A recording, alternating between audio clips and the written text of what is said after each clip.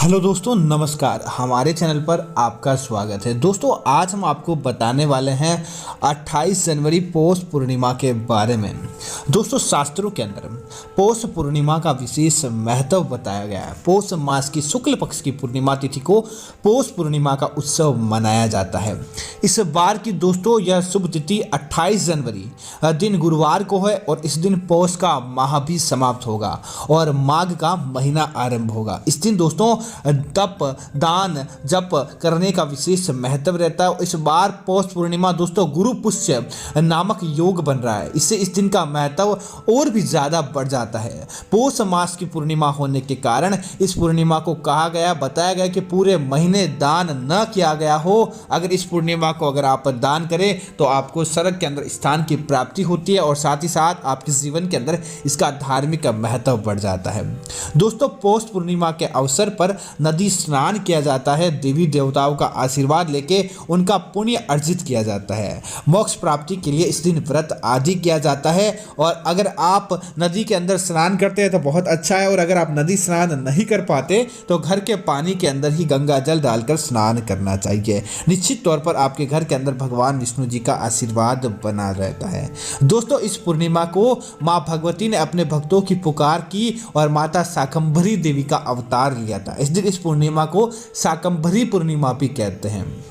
दोस्तों, इस दिन आज हम आपको बताएंगे कि आखिर ऐसा कौन सा योग बन रहा है जिसकी वजह से आपको इस दिन बस अपने सूर्य भगवान को जल देने वाले पानी के अंदर आपको थोड़ी सी एक चीज डालकर डाल के भगवान सूर्य देव को जल देना चाहिए, ताकि आपके घर परिवार के ऊपर भगवान सूर्य देव का आशीर्वाद बना रहेगा और आपके जीवन के अंदर कभी भी किसी प्रकार का विकार नहीं आता है। दोस्तों, सबसे पहले तो अगर आपको धन लाभ प्राप्त नहीं हो पा लाख प्रयत्न करते हैं लेकिन आपको धन के मामलों के अंदर विजय की प्राप्ति नहीं हो पाती है, आपको लगता है कि कहीं ना कहीं रूप से आपको धन आने की उम्मीद थी लेकिन आपकी उम्मीदों पर पानी फिर जाता है, या फिर आपको लगता है कि आपके परिवार के अंदर किसी प्रकार की कोई कलह चल रही है। दोस्तों, उन सारी समस्याओं का निदान एकादशी, पूर्णिमा आदि तिथियों के दिन अगर आप सच्चे मन से किसी उपाय को करते हैं तो आपके घर के अंदर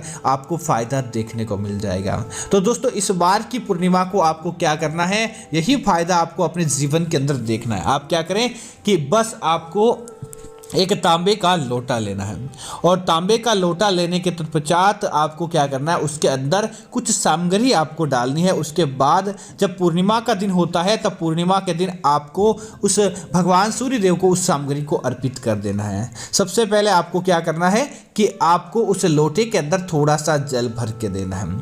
जल भरने के तत्पश्चात आप क्या करें कि उसके अंदर आपको भगवान सूर्य देव के निमित्त, वैसे दोस्तों यह पूर्णिमा गुरुवार का दिन है और गुरु ग्रह की आपकी कुंडली के अंदर मौजूदगी बहुत बड़ी और बहुत जरूरी होती है। इसी वजह से इस बात का आपको जरूर ध्यान रखना चाहिए। इसके अंदर बस आपको एक चुटकी हल्दी अपने सर से ओसार कर अपने उस लोटे के अंदर आपको डाल देनी चाहिए। उसके तत्पश्चात आप क्या करें कि यह तो दोस्तों गुरु ग्रह अगर आपकी कुंडली के अंदर मजबूत होगा तो आपको धन संबंधी समस्याओं से छुटकारा प्राप्त हो जाता है। अगर आपकी कुंडली के अंदर किसी प्रकार के कोई शुभ कार्य नहीं हो पा रहे, जैसे कि संतान की प्राप्ति न हो पाना, धन आगमन के अंदर किसी प्रकार का समस्या का आ जाना, या फिर आपको लगता है कि आपकी कुंडली के अंदर किसी प्रकार के दोष है, तो उन दोषों से आपको छुटकारा प्राप्त होता है हल्दी को डालने से। और साथ ही साथ आपको एक सुयोग्य विवाह योग्य साथी की प्राप्ति होती है। लेकिन अगर आपको किसी विशेष क्षेत्र के अंदर तरक्की प्राप्त करनी हो, जैसे कि अगर आपको शिक्षा के माध्यम से नौकरी प्राप्त करनी हो या शिक्षा के अंदर अच्छे नंबर लाना हो, तब आपको क्या करना चाहिए, बस आपको कोई विशेष खर्च ना करना है। आपको इसके अंदर थोड़ी सी अपने, जैसे कि आप अपने विद्या के अंदर जो भी चीज़ इस्तेमाल करते हैं उनके अंदर आप क्या करें, पहले आप फिटकरी आप रख लें और उनके ऊपर से 7 बार फिटकरी ओसार लें और थोड़ा सा फिटकरी का टुकड़ा उस जल के अंदर आपको डाल देना चाहिए। दोस्तों, माता सरस्वती की कृपा आपके जीवन के ऊपर देखने को मिलती है और गुरुवार का दिन भी माता सरस्वती के समित दिन माना जाता है।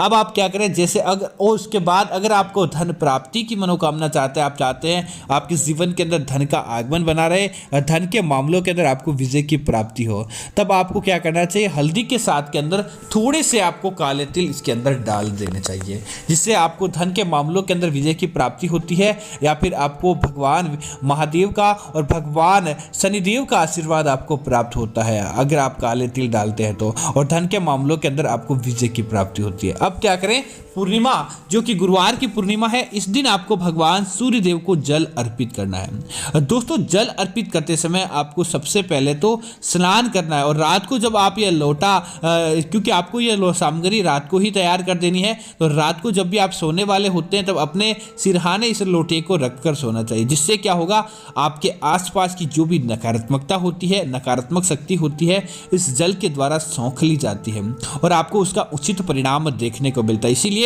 आपको वह सामग्री अपने पास ही रखकर सोना है। सुबह उठने के बाद उस सामग्री को आपको हाथ नहीं लगाना है, स्नान आदि करना है, और जब आप स्नान आदि कर लें उसके बाद उस सामग्री को भगवान सूर्य देव को निमित्त आपको इस पूर्णिमा की अर्पित करके उसके बाद ही पूर्णिमा के दिन की शुरुआत करनी चाहिए। दोस्तों निश्चित तौर पर आपके जीवन के अंदर आने वाले सारे जो आपने मनोकामना भगवान सूर्य देव से मांगी है, वह मनोकामना इस पूर्णिमा के दिव्य योग और गुरु पुष्य योग के कारण होकर रहती है, और आपको उसके अंदर सफलता की प्राप्ति हो जाती है। दोस्तों इसी तरह इस बार की जो पौष माह की पूर्णिमा, इस दिन किसी प्रकार का कोई विकार आपके घर के अंदर है तो आप उसे मिटा सकते हैं। उसके लिए आपको बस छोटा सा उपाय करना है, आपको ना तो कोई लंबा खर्च करना है, ना किसी प्रकार का कोई आपको इसके लिए कोई रुपए पैसे की या समय की आपको आवश्यकता पड़ती है। दोस्तों अगर आपको लगता है कि आपके परिवार के सदस्यों के बीच में अनबन चलती रहती है, या फिर आपको लगता है कि आपके घर के अंदर कोई व्यक्ति बीमार रहता है और लाख प्रयत्न करने के बाद भी आपके उस बीमारी के अंदर आपको छुटकारा प्राप्त नहीं हुआ हो, या फिर आपके घर के अंदर किसी प्रकार का आपको वास्तु दोष लगता है और आप चाहते हैं कि उस प्रकार की समस्याओं से आपको छुटकारा मिल जाए, तो दोस्तों पौष मास की पूर्णिमा आपके लिए बहुत ज़्यादा बलवती हो जाती है। आपको क्या करना चाहिए, इस दिन आपको 1 किलो अनाज की आवश्यकता होगी। आप अनाज के अंदर गेहूँ, चावल, उड़द या जौ, जवार जो भी आप लेना चाहते हैं, बस अनाज होना चाहिए, इस बात का आपको ध्यान रखना चाहिए। आप सूखा अनाज ले लें। उसके बाद क्या करें, परिवार के सारे सदस्यों के ऊपर से आपको 7 बार ऐसे ओसार लेना है। ओसारने के तत्पश्चात आपकी जो भी आप मनोकामना चाहते हैं या फिर अपनी परेशानी से छुटकारा चाहते हैं, बस उस अनाज के ऊपर आपको हाथ रखकर बोल देना चाहिए। ऐसा बोलने के बाद आपको पूर्णिमा की एक रात्रि को इस सारी सामग्री को अपने घर की छत पर आपको रख देना चाहिए।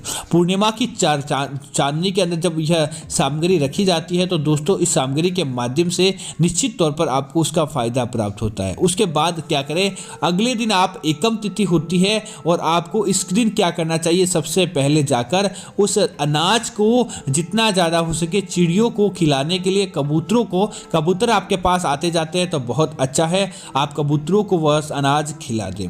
दोस्तों जितने ज़्यादा कबूतरों के या जितने ज़्यादा पक्षियों के ये सामग्री मुँह को लगती है, समझ लीजिए कि आपका अपने आप ही सारी चीज़ें अपने आप ही समाप्त हो जाती है, आपके ऊपर से सारे विकार अपने आप ही समाप्त होने लगते हैं और देखते ही देखते आपके घर के अंदर और आपके जीवन के अंदर फायदा देखने को मिल जाएगा। बस इस पूर्णिमा के दिन आपको यह छोटा सा उपाय करना है। दोस्तों इस बात का ध्यान रखें कि आप जब भी कबूतरों को अनाज या पानी आप पिलाते हैं तो सीधे आपके पितरों को मोक्ष की प्राप्ति होती है और साथ ही साथ पितरों का आशीर्वाद आपके घर के अंदर और आपके जीवन के अंदर बना रहता है। इसी वजह से आपको यह काम माह के अंदर एक बार पूर्णिमा के दिन जरूर करना चाहिए। आप जितनी पूर्णिमा यह उपाय करते हैं, समझ लीजिए उसका सहस्त्र गुना, लाखों गुना लौटकर आपको वापस प्राप्ति होती है। इसी वजह से इसका विशेष महत्व बढ़ जाता है। और दोस्तों दूसरी बात यह है कि पूर्णिमा के दिन आप इस बात का ध्यान रखें, कभी भी आपके द्वार पर गोमाता या फिर कोई भी व्यक्ति आपको जैसे कि भोजन मांगने के लिए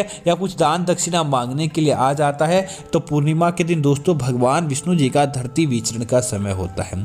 तो इस बात का आपको भूल कर भी किसी व्यक्ति का आपको पूर्णिमा के दिन अपमान नहीं करना चाहिए और न ही पूर्णिमा के दिन आपको झूठ बोलने का कार्य करना चाहिए। और अगर आपके द्वार पर कोई व्यक्ति आता है तो आपको तुरंत प्रभाव से किसी न किसी रूप से कुछ सामग्री दे के बाद ही आपको विदा करना चाहिए, ताकि उसका आपको फायदा प्राप्त हो, न कि आपके जीवन के अंदर किसी प्रकार की कोई समस्याओं को आपको सामना करना पड़े। तो दोस्तों मैं उम्मीद करता हूं कि यह जानकारी आपको अच्छी लगी होगी। इस प्रकार की अन्य जानकारी देखने के लिए आप हमारे चैनल को सब्सक्राइब करें। कमेंट के अंदर आपको जय महालक्ष्मी का जाप जरूर करना है, ताकि माता लक्ष्मी के दरबार के अंदर आपकी हाजिरी लग जाए और आपके जीवन के अंदर किसी प्रकार की कोई समस्या नहीं बनी रहे। हम भगवान से आप यही प्रार्थना करते हैं कि आपका दिन सदैव मंगलमय हो। धन्यवाद मित्रों। जय श्री राम मित्रों।